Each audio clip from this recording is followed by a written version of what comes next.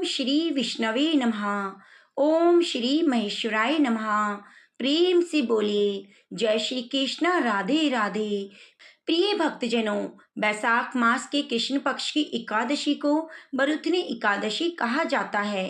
पौराणिक मान्यताओं के अनुसार बरुथनी एकादशी का व्रत करने से ब्रह्म हत्या आदि सभी पापों का शमन हो जाता है। सभी पापों का, जो कि कायिक, वाचिक, मानसिक सभी पाप कर्म हैं, इस जन्म के हों या पूर्व जन्म के संचित पाप कर्म, सभी समाप्त हो जाते हैं। इसीलिए हमें इस दिन प्रयास करना चाहिए कि मन, कर्म, वचन के द्वारा किसी भी प्रकार का पाप कर्म ना हो, ऐसा सभी का प्रयास रहना चाहिए। एकादशी के दिन तामसिक आहार के सेवन से भी दूर रहना चाहिए। अगर आप व्रत नहीं करते तो ऐसे में भी तामसिक चीजें जैसे लहसुन, प्याज, मांस, मदिरा, चावल, मसूर की दाल, इन चीजों का त्याग करके एकादशी के दिन भगवान श्री हरि विष्णु की पूजा कर सकते हैं। इससे भी आपको भगवान श्री हरि विष्णु की असीम कृपा प्राप्त हो जाती है। वैसे तो शास्त्रों में कहा गया है एकादशी का व्रत सबको करना चाहिए, अर्थात 8 वर्ष से लेकर 80 वर्ष तक के लोगों को एकादशी का व्रत करना चाहिए, ऐसा शास्त्रों का विधान है। लेकिन मान लीजिए आप व्रत नहीं कर पाते हैं तो भी भगवान की पूजा जरूर कीजिए। आज की वीडियो में आप जानेंगे बैसाख के कृष्ण पक्ष की वरुथनी एकादशी साल 2024 में कब है, एकादशी की तिथि कब से कब तक रहेगी, व्रत आपको कब धारण करना है, व्रत की पालना कब की जाए, व्रत पालना का शुभ मुहूर्त क्या होगा।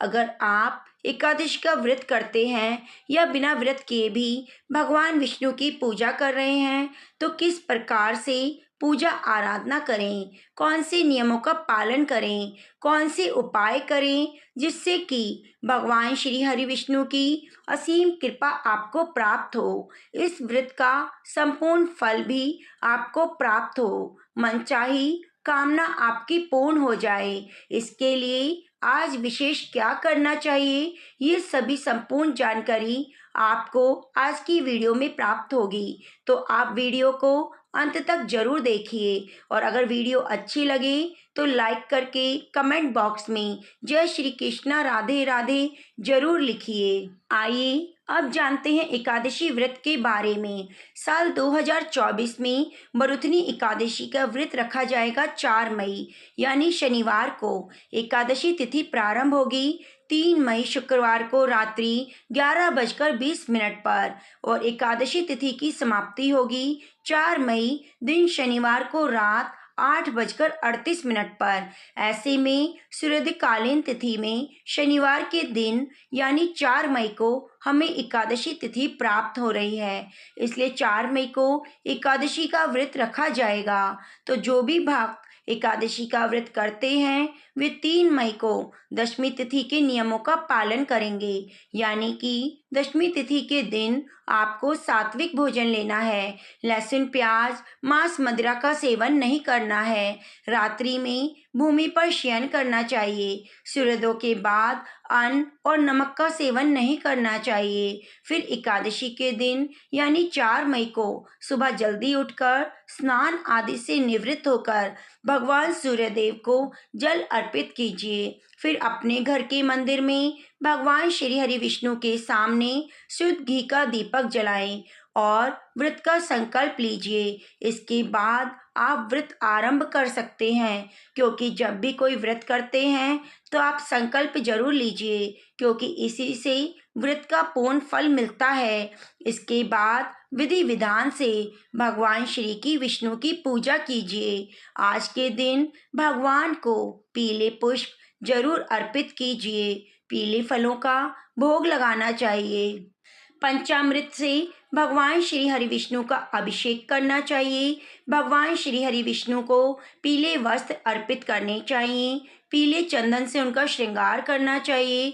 विधि विधान से पूजा करके आरती करनी चाहिए, मंत्रों का जाप करना चाहिए। मौन रहकर पूजा नहीं की जाती है तो भगवान श्री हरि के किसी भी मंत्र के द्वारा, जैसे कि ओम नमो भगवते वासुदेवाय नमः, ओम नमो नारायणा, इस प्रकार मंत्र जप करते हुए उनकी पूजा कीजिए, आरती कीजिए। फिर दिन भर आपका व्रत होता है। व्रत में आप फलाहार कर सकते हैं, यानी कि कोई भी फल आप खा सकते हैं, जूस पी सकते हैं, फलों का रस ले सकते हैं। और फिर शाम के समय भगवान विष्णु की विधि विधान से पूजा की जाती है, मंत्रों का जप किया जाता है और रात्रि के समय जितना संभव हो जागरण करना चाहिए। इस दिन श्रीमद् भागवत गीता के किसी भी अध्याय का पाठ जरूर करना चाहिए। तुलसी में जल अर्पित नहीं करना चाहिए, लेकिन तुलसी में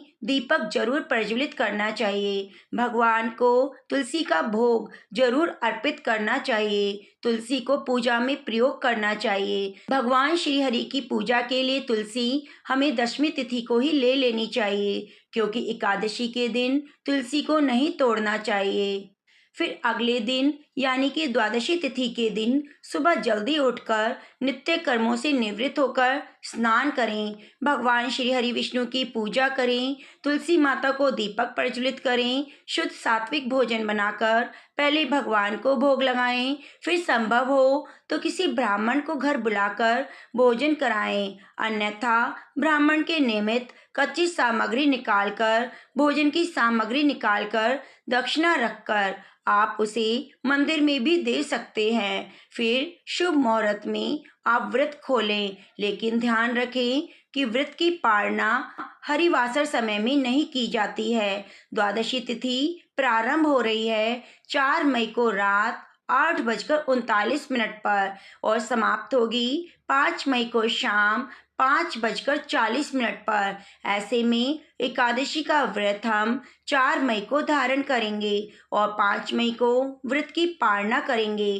5 मई को सूर्योदय का समय रहेगा 5:55 और सूर्योदय के बाद ही व्रत की पालना की जाएगी। व्रत की पालना का शुभ मुहूर्त 5 मई को 5:55 से सुबह 8:10 तक है। तो प्रिय भक्तजनों, आप 8:10 तक अपने व्रत की पालना कर सकते हैं। ध्यान रखें, इस दिन चावल जरूर दान करें। ब्राह्मण भोज में भी आपको चावलों का दान करना है, लेकिन एकादशी के दिन चावल का भूल कर भी प्रयोग नहीं करना चाहिए और पालना में हमें चावल से ही अपने व्रत की पालना करनी चाहिए। तो प्रिय भक्तजनों, यह जानकारी थी वरुथनी एकादशी की। आशा करूंगी आपको यह जानकारी अच्छी लगी होगी और आपके लिए उपयोगी होगी। कृपया आप हमारे चैनल को सब्सक्राइब जरूर कीजिए और बगल में बनी घंटी को दबाना ना भूलें। वीडियो को लाइक करके कमेंट बॉक्स में हमें जरूर बताइए कि आपको ये वीडियो कैसी लगी। धन्यवाद। मिलते हैं वरुथनी एकादशी की